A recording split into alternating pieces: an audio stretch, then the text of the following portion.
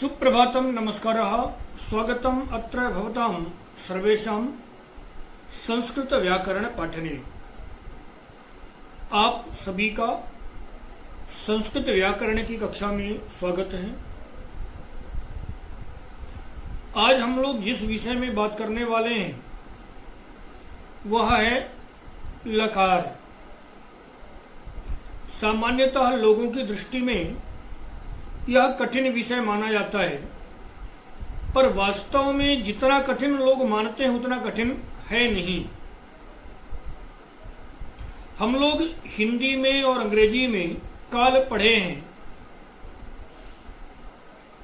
काल सामान्यतः 3 प्रकार के माने जाते हैं: भूतकाल, वर्तमान काल और भविष्य काल। अंग्रेजी में कहें तो प्रेजेंट टेंस, पास्ट टेंस और फ्यूचर टेंस। समय या तो चल रहा होगा, या बीत गया होगा, और या फिर आने वाला होगा, ऐसा हम मानते हैं। किंतु एक विशेष बात तो अगर हम सोचें तो वाक्यों के प्रयोग की अगर बात करते हैं तो वाक्य प्रयोग में कई बार ऐसा होता है कि यह वाक्य किस काल का है, यह निर्णय करना हमारे लिए बड़ा कठिन हो जाता है। संस्कृत भाषा ऐसी भाषा है जिसमें किसी भी प्रकार का कोई डाउट जैसा कोई शब्द नहीं है। हमारे पास डाउट में कुछ कहीं रखा नहीं गया, और इसलिए हमारे यहाँ काल को भी कुछ अधिक भागों में बांटा। एक सामान्य सी बात कहें, कुछ वाक्य मैं बोलता हूं और उन वाक्यों के माध्यम से हम समझने का प्रयास करेंगे लकार को, यानी काल को। तुम पढ़ते हो, स्पष्ट है कि यह वर्तमान काल है, क्योंकि काम प्रारंभ है। कब से है, कब तक होगा, इसका कोई ठिकाना नहीं है। दूसरा, तुम पढ़ते थे। सामान्य बात है, यह भूतकाल है। तुम पढ़ोगे, यह काल भविष्य काल है। अब यदि यह कहा जाए तुम पढ़ो, तो इस वाक्य को हम किस काल में रख दें? यदि हम वर्तमान काल में रखते हैं तो वर्तमान काल का अर्थ होता है कि क्रिया चल रही है। अब यदि क्रिया चल रही है, यदि आप पढ़ रहे हो, तो यह कहने की आवश्यकता नहीं होगी पढ़ो। पढ़ो कहा जा रहा है, इसका मतलब यह है कि क्रिया प्रारंभ नहीं है। अब थोड़ा सा आगे की बात करें कि भविष्य काल की सोचें, हो सकता है भविष्य काल हो। तो पढ़ो कहा गया, पर इस बात की कोई गारंटी नहीं है कि सामने वाला उस क्रिया को पूरा करेगा। अतः हम इस काल को भविष्य काल में भी नहीं रख सकते। अतः ऐसे वाक्यों के लिए संस्कृत में अलग से प्रावधान है, अलग से व्यवस्था की गई है। और इसलिए संस्कृत में लकार की संख्या 10 है। ध्यान में रखना चाहिए कि काल 3 ही हैं, वर्तमान, भूत और भविष्य। किंतु वाक्य रचना की दृष्टि से काल को 10 भागों में बांटा गया, 10 काल माने गए। और यह किसी भी भाषा में कहीं पर भी झूठा साबित नहीं कर सकते, क्योंकि अंग्रेजी ने भी प्रेजेंट, पास्ट, फ्यूचर की बात तो की है, पर अगर उसको कहा जाए कि भाई आप को पढ़ना चाहिए, इस वाक्य को अंग्रेजी में ट्रांसलेट करिए तो अंग्रेजी ने ना तो प्रेजेंट का हेल्पिंग वर्ब लगाया, ना पास्ट की हेल्पिंग वर्ब लगाया और ना ही फ्यूचर की लगाया, बल्कि यू शुड अथवा आर टू ऐसे शब्दांशों का प्रयोग किया। इसका अर्थ यह है कि उन वाक्यों को सभी ने स्वीकार किया और मजबूरी है स्वीकार करने की। तो हमें देखना यह है कि हमारे जो 10 लकार हैं वह कौन कौन से हैं और इनका प्रयोग कहां कहां होता है। इसके पहले कुछ चीजों को ध्यान में रख लेना चाहिए। जैसे भूतकाल की अगर हम बात करें तो भूतकाल सामान्यतः 3 प्रकार का माना जा सकता है या 3 प्रकार का होता है।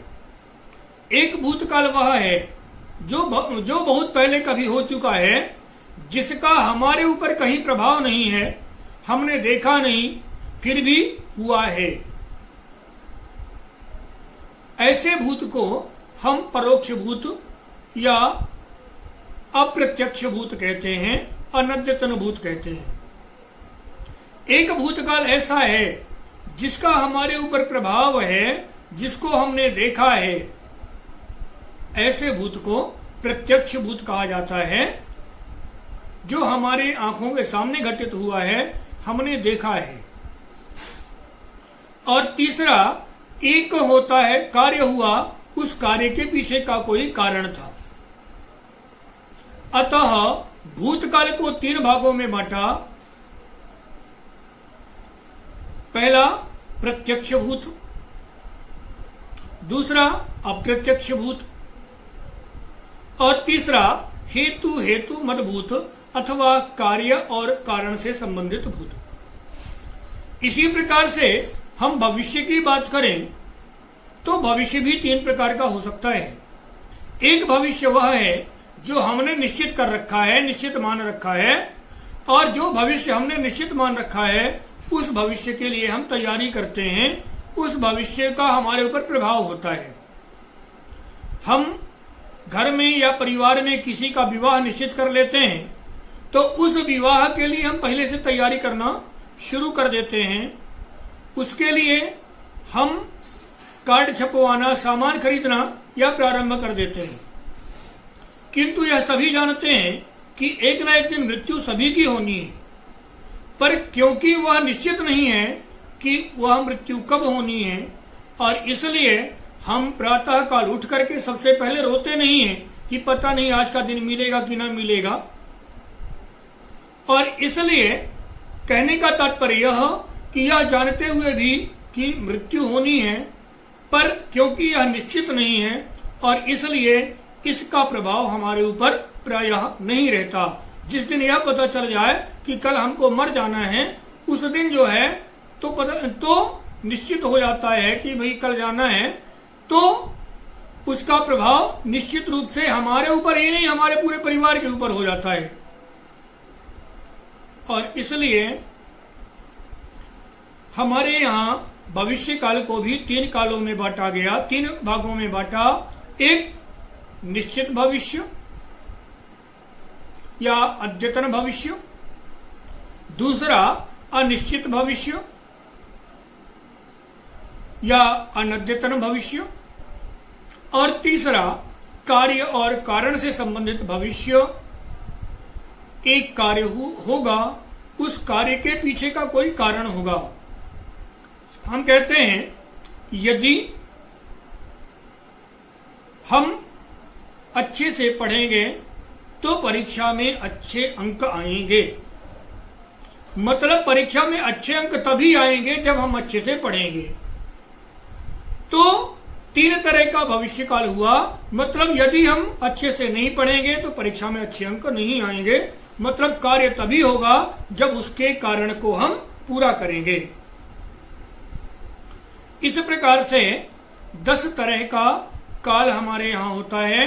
3 भूतकाल, 3 भविष्य काल, 3 3 6, एक वर्तमान काल 7, एक हमें सत्य बोलना चाहिए, बड़ों का सम्मान करना चाहिए। एक आदेश देने के अर्थ में पढ़ो, जाओ, खाओ इत्यादि, और एक आशीर्वाद देने के अर्थ में, और वैसे एक जो केवल वेदों में प्रयोग होता है वह अलग है। तो इस प्रकार से हमारे संस्कृत में 10 लकार माने गए। अब स्क्रीन के माध्यम से हम 10 लकारों को समझने का प्रयास करते हैं। तो लकार अर्थात काल, यहां पर लकार अर्थात काल लिखा जरूर है, किंतु काल मैंने पहले भी बताया 3 प्रकार के हैं, वर्तमान, भूत और भविष्य। लकारों को 10 भागों में बांटा। लट वर्तमाने लेट वेदे, भूते लंग लुंग लिटस्तथा, विद्या शिशोस्तु लिंग लोटौ, लृट लुट लृंग च भविष्यति। श्लोक के रूप में है और इसलिए इसे हम गा भी सकते हैं और गा करके याद कर सकते हैं। लट वर्तमाने लेट वेदे, भूते लंग लुंग लिटस्तथा, विद्या शिशोस्तु लिंग लोटौ, लृट लुट लृंग च भविष्यति। लट वर्तमाने अर्थात वर्तमान काल के लिए लट लकार। लेट वेदे, लेट लकार का प्रयोग केवल और केवल वेद में होता है। इसका प्रयोग लौकिक संस्कृत में अथवा पौराणिक संस्कृति में नहीं होता।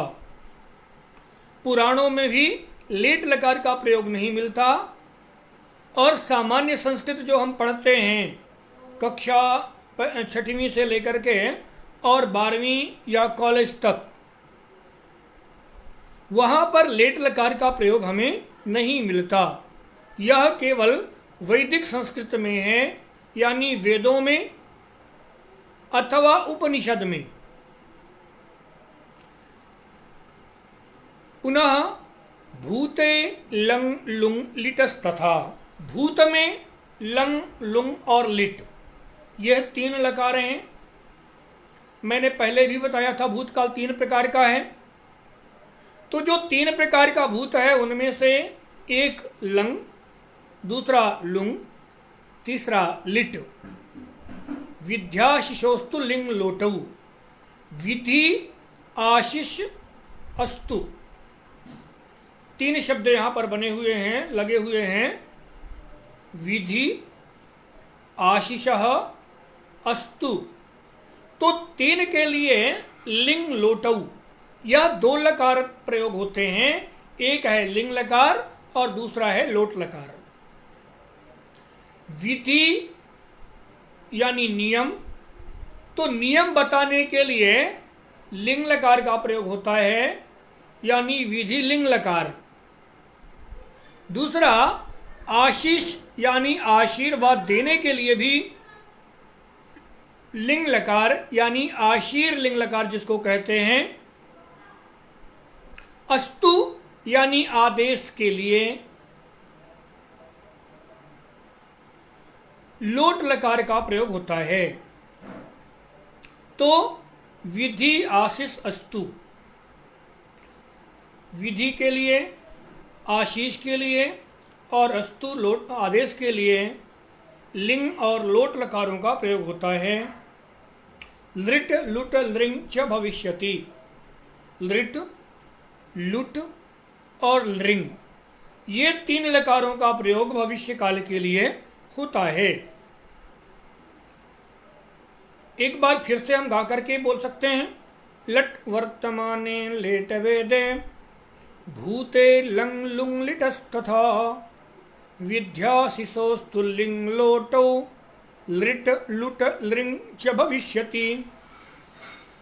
हम चाहें तो लकारों के नाम याद रखने के लिए इसको श्लोक में याद कर सकते हैं, कॉपी में लिख सकते हैं अथवा स्क्रीनशॉट रख सकते हैं। अब हम लोग अभी फिलहाल 5 लकार पढ़ेंगे, पर इस वीडियो में एक ही लकार होगा। उसके लिए हमें आगे के वीडियो देखने होंगे और उसके लिए हमें कुछ 2 दिन 1 दिन का इंतज़ार भी करना पड़ेगा, प्रतीक्षा भी करनी पड़ेगी।